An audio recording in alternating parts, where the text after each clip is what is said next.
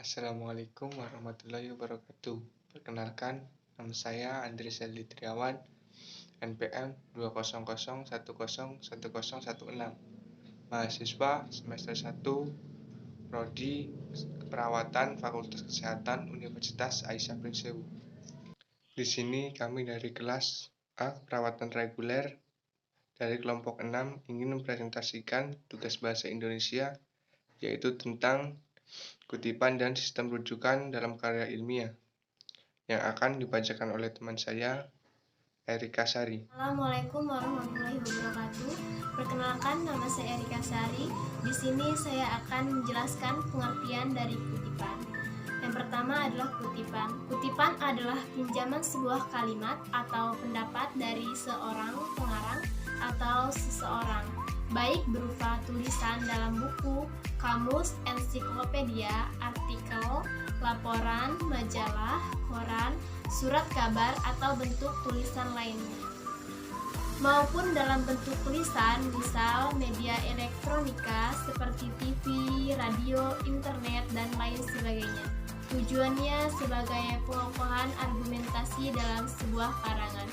Bahan-bahan yang dimasukkan dalam sebagai kutipan adalah bahan yang tidak atau belum menjadi pengetahuan umum, hasil-hasil penelitian terbaru, dan pendapat-pendapat seseorang yang tidak atau belum menjadi pendapat umum.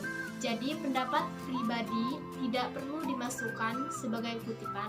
Dalam mengutip, kita harus menyebutkan sumbernya. Hal itu dimaksudkan sebagai pernyataan penghormatan kepada orang yang pendapatnya dikutip dari sebagai pembuktian akan kebenaran kutipan tersebut.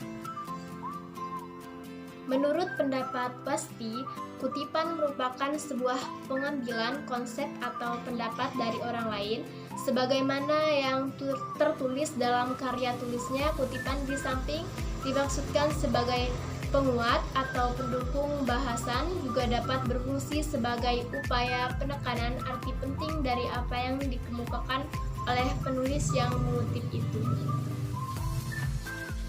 Dari berbagai perspektif di atas dapat disimpulkan kutipan adalah gagasan, ide, pendapat yang diambil dari berbagai sumber sebagai penguat atau pendukung suatu karya tulis.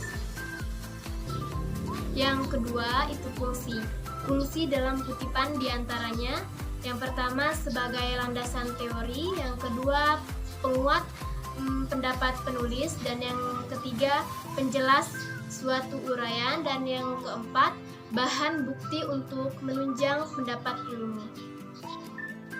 Sedangkan fungsi utama kutipan dalam karya ilmiah adalah sebagai berikut: menegaskan isi uraian atau membuktikan kebenaran yang diajukan oleh penulis berdasarkan bukti-bukti yang diperoleh dari literatur, pendapat seseorang atau pakar, bahkan pengalaman empiris.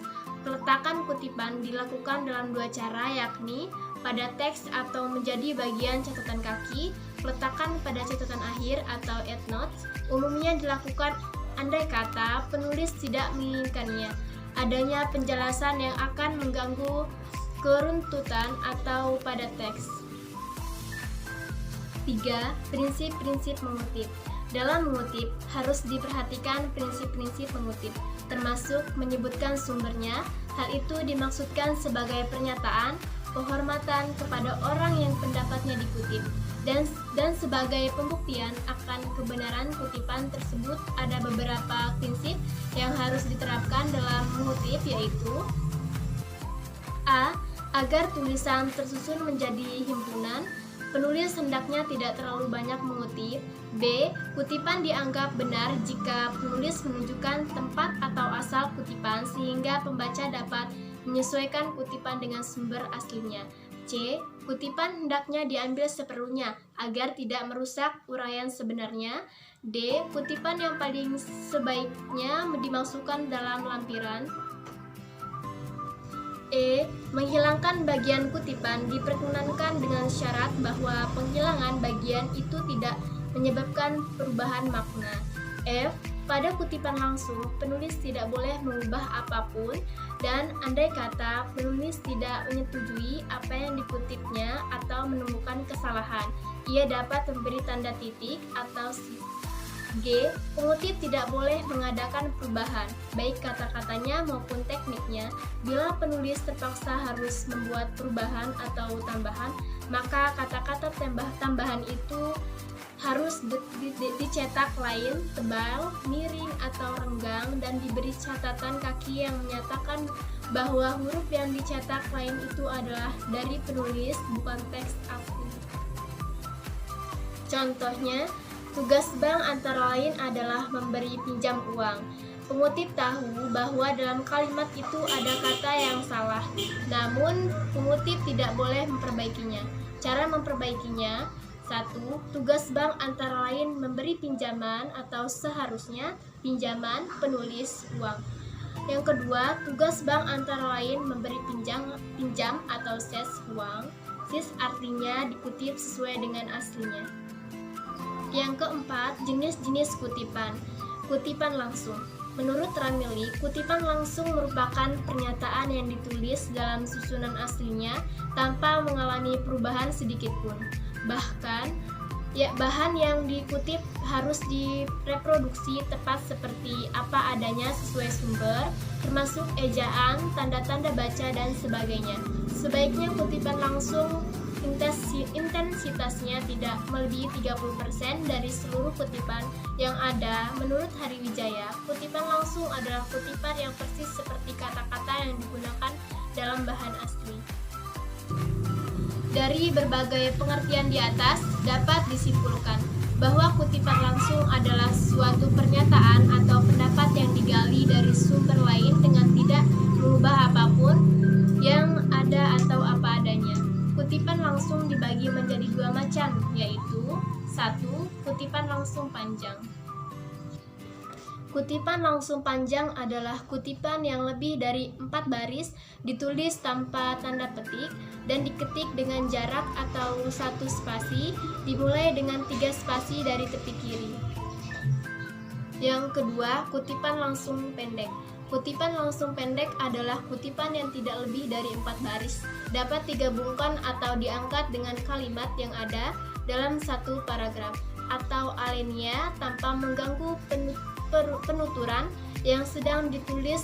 Model lain adalah menggunakan tanda petik atau diantaranya bagian yang dikutip. Saya melanjutkan presentasi dari teman saya, Erika Sari. B. Sistem rujukan. Yang dimaksud sistem rujukan di sini adalah dalam konteks penulisan karya ilmiah, yaitu sebuah sistem yang digunakan sebagai referensi atau sumber dari seseorang penulis untuk menyatakan sesuatu dalam karya tulisan. Ada dua sistem pendokumentasian sumber bacaan yang sering digunakan sebagai dasar kutipan, yaitu 1. Sistem catatan atau note bibliografi, menyajikan informasi mengenai sumber dalam bentuk catatan kaki, footnotes, atau catatan belakang, endnotes, atau langsung dalam daftar pustaka, bibliografi. Jika dalam catatan terjadi perujukan lanjutan yang merujuk pada sumber yang sama, digunakan singkatan yang berasal dari bahasa Latin. Untuk merujuk sumber pencitraan, singkatan itu ialah A. Ibid. Singkatan ini berasal dari kata lengkap ibidem yang berarti pada tempat yang sama. Singkatan ini digunakan jika perujukan lanjutan mengacu langsung pada karya yang disebut dalam perujukan nomor sebelumnya. Dan selanjutnya B. OPCIT. Singkatan ini berasal dari gabungan kata oper citato yang berarti pada karya yang telah dikutip. Singkatan ini digunakan jika perujukan lanjutan mengacu perujukan pertama yang berasal dari buku namun sering diselingi perujukan lain.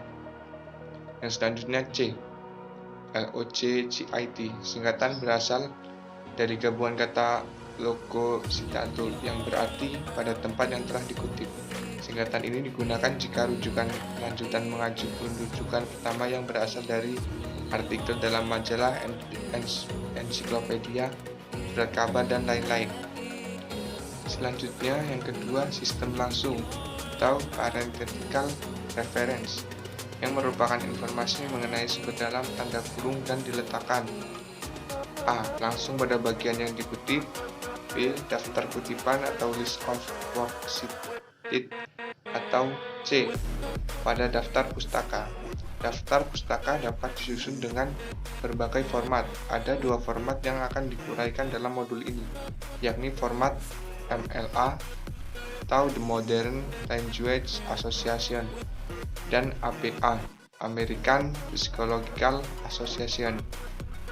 Kedua format itu adalah format umum yang ditemukan dalam bidang ilmu humaniora. Kan tetapi sebenarnya ada berbagai format daftar pustaka yang berlaku di selingkung bidang ilmu. Misalnya, format daftar pustaka untuk bidang ilmu biologi, kedokteran, hukum, dan lain-lain. Hanya itu saja yang bisa kami sampaikan. Bila ada kesalahan, saya mohon maaf. Saya akhiri. Wassalamualaikum warahmatullahi wabarakatuh.